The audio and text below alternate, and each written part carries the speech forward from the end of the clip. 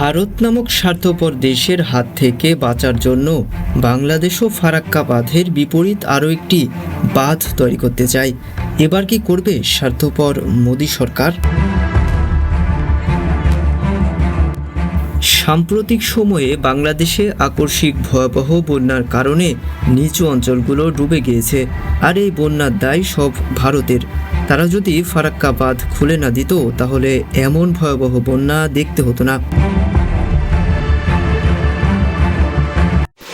আর তারা ফারাক্কা বাঁধ খোলার আগে সতর্কতা স্বরূপ কোনো বার্তা পাঠায়নি।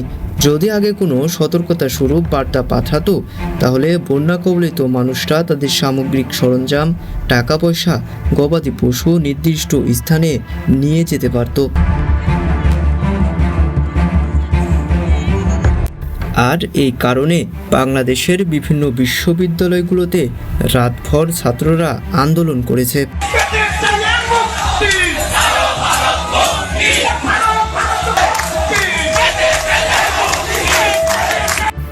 গ্রীষ্ম মৌসুমে যখন পানি থাকে না, তখন নদীর বাঁধ বন্ধ করে দেওয়া হয়, আর যখন বর্ষা মৌসুমে পানি বেড়ে যায়, তখন বাঁধ খুলে দেওয়া হয়, যেটা নিকৃষ্টতম কাজ। আন্দোলনকারীরা বলে, দিন দিন তাদের অত্যাচার মানা যাবে না। ভারত থেকে পানি এসে যেন বাংলাদেশে না ডুবে যায়, তার সমাধান করতে হবে। দরকার পড়লে ফারাক্কার বিপরীতে আরও একটি বাঁধ দিতে হবে।